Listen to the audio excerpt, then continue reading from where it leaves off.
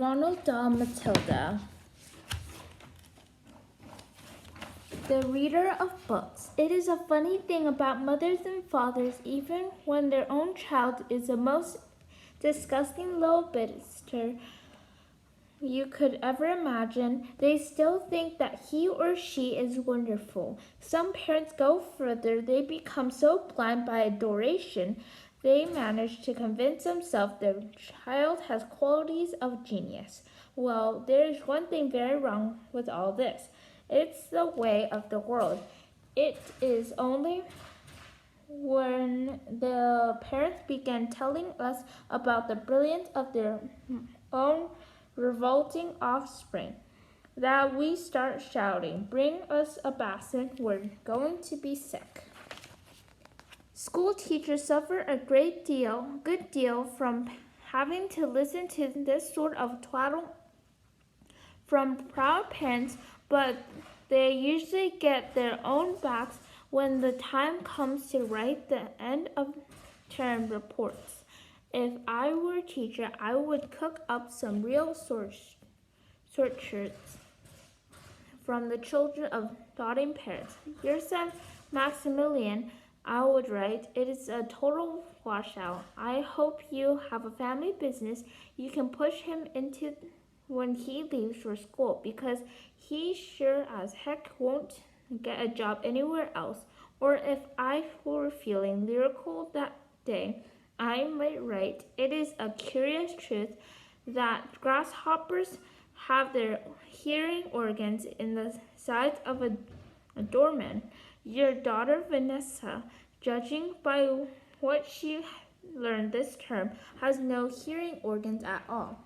I might even delve deeper into natural history and say the periodicals Cicenta spent 6 years as a grub underground and no more than 6 days as a free culture of sunlight and air. Your son Wilfred Fred has spent 6 years as a grub in this school, and we are still waiting for him to emerge from the chrysalis. Particular poisonous little girl might string me into saying Fiona has the same Glasgow beauty as an iceberg, but unlike the iceberg, she has absolutely nothing below the surface. I think I might enjoy writing end-of-term reports for the stinkers in the class, but enough of that, we have to get on. Occasionally, one comes across parents who take the opposite lines, who show no interest at all in their children, and these, of course, are far worse than the doting ones. Mr. and Mrs.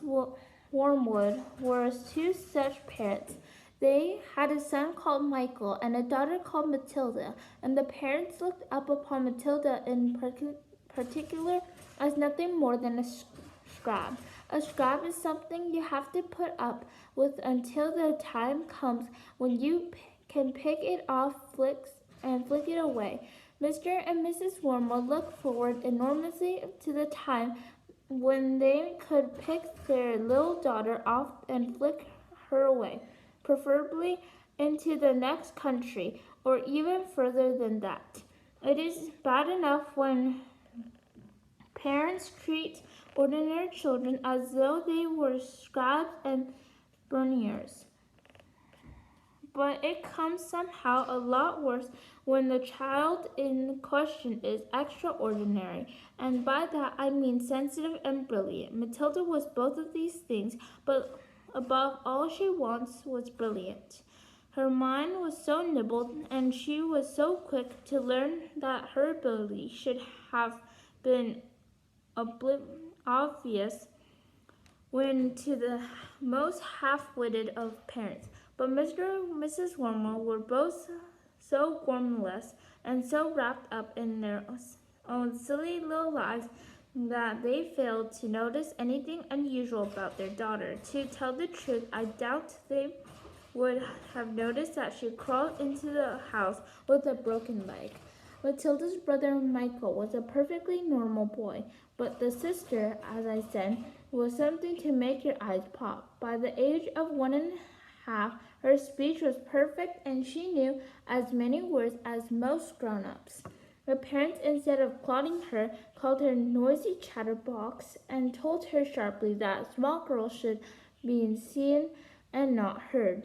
By the time she was 3, Matilda had taught herself to read by studying newspapers and magazines that they around the house. At the age of 4, she could read fast and well, and she naturally began hankering over the books. The only book in the whole of the enlightened household was something called Easy Cooking, belonged to her mother, and when she had heard this from cover to cover and had learned all the recipes by heart, she decided she wanted something more interesting. Daddy, she said, do you think you could buy me a book? A book? He said, what do you want a flaming book for? To read, Daddy. What's wrong with the telly, for heaven's sakes? We've got a lovely telly with a 12-inch screen, and now you come asking for a book? You're getting spoiled, my girl. Nearly every weekday afternoon, Matilda was left alone in the house. Her brother, 5 years older than her, went to school. Her father went to work, and her mother went out playing bingo in a town 8 miles away. Mrs. Wormwood was hooked on bingo and played it 5 afternoons a week. And the afternoon of the day when her father had refused to buy her book, Matilda set out all by herself to walk to the public library in the village. When she arrived, she introduced herself to the librarian, Mrs. Phillips. She asked if she might sit a while and read a book. Mrs. Phillips, slightly taken aback at the arrival of such a tiny girl, accompanied by a parent, nevertheless told her she was very welcome. Where are the children's books, please? Matilda asked. They're over there on those lower shelves, Mrs. Phillips told her. Would you like me to find a nice one with lots of pictures in it? No, thank you, Matilda said. I'm sure I can manage.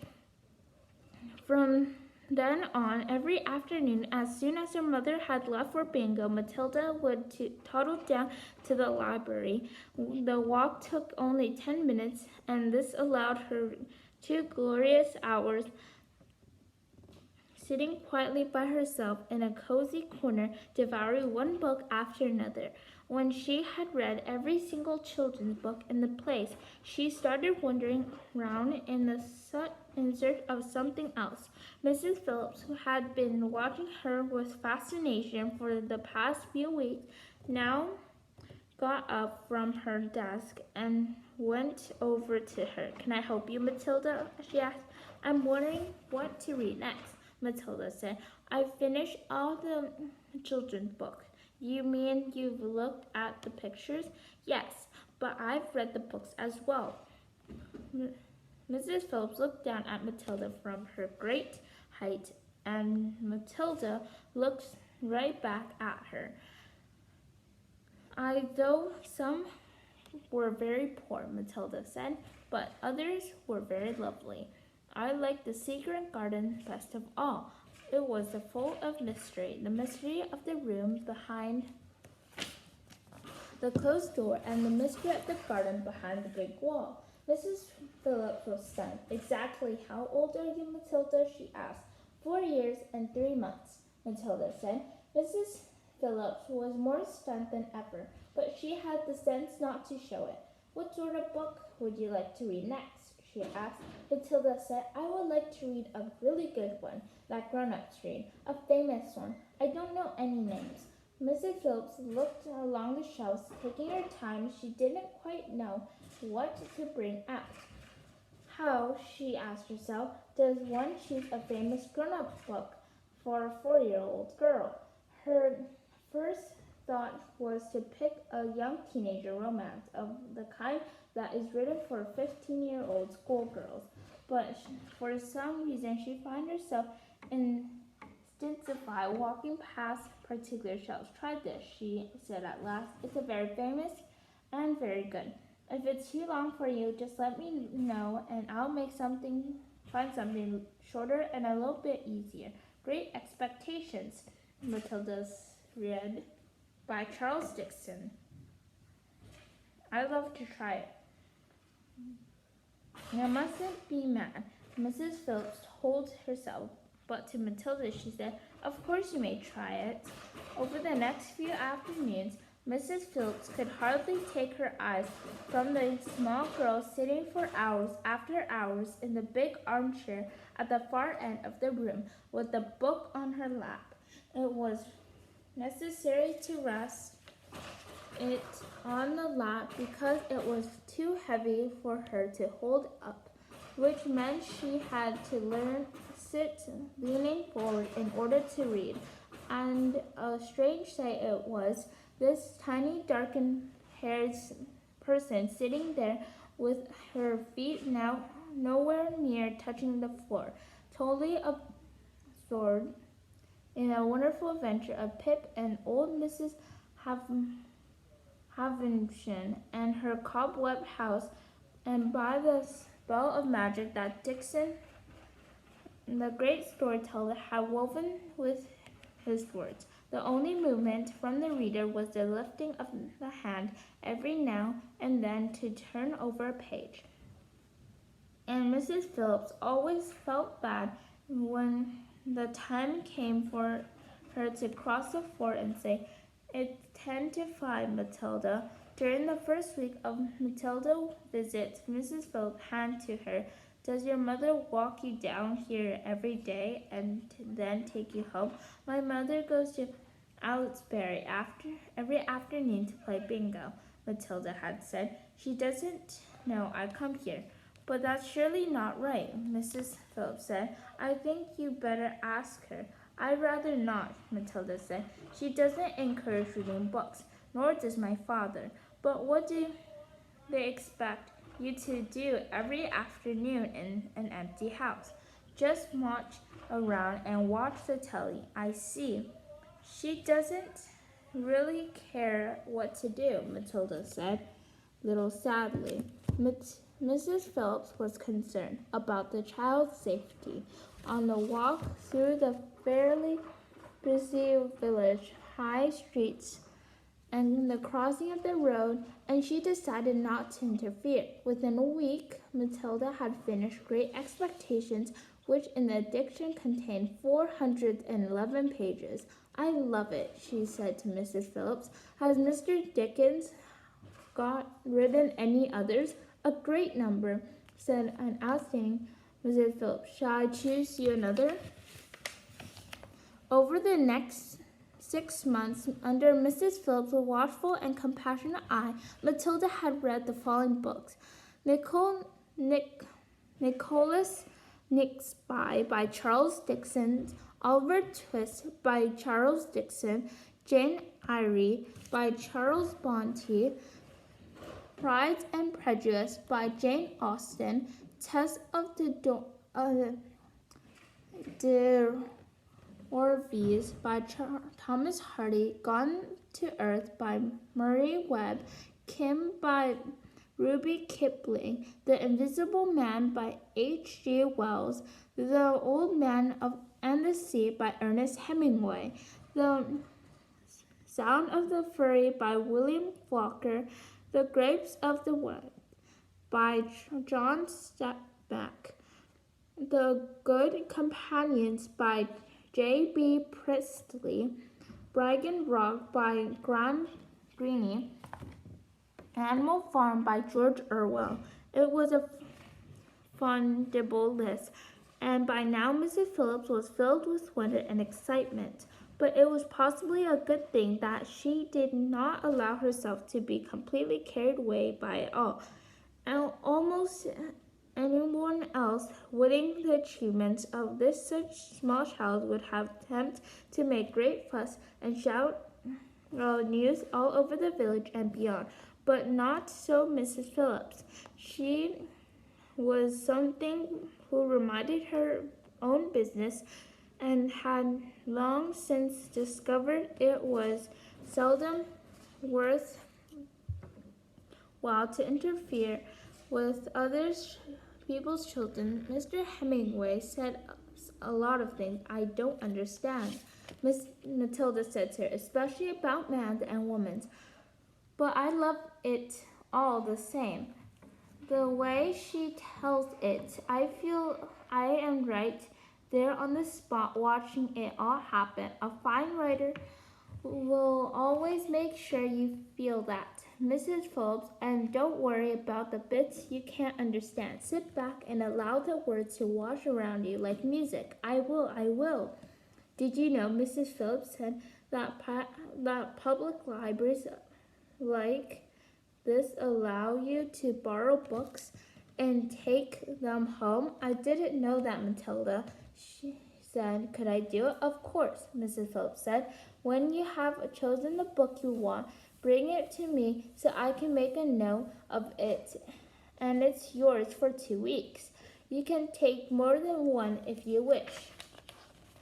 From then on, Matilda would visit the library only once a week in order to take out new books and return the old ones.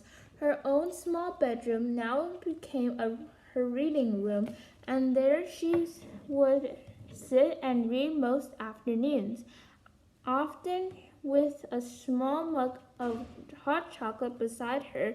She was not quite tall enough to reach these around the kitchen, but she kept a small box in the outhouse, which she brought in and stood on in order to get whatever she wanted. Mostly it was hot chocolate she made, warming the milk in the saucepan on the stove before mixing it. Occasionally she made it Avril or Ovaltine. It was pleasant to take a hot drink up to her room and have it beside her as she sat in her silent room reading in an empty house in the afternoon. The books transported her into new world and introduced her to amazing people who lived exciting lives.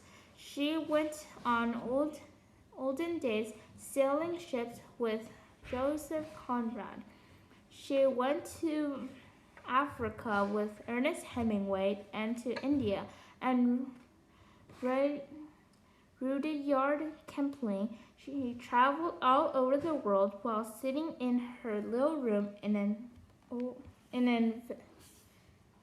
an English village.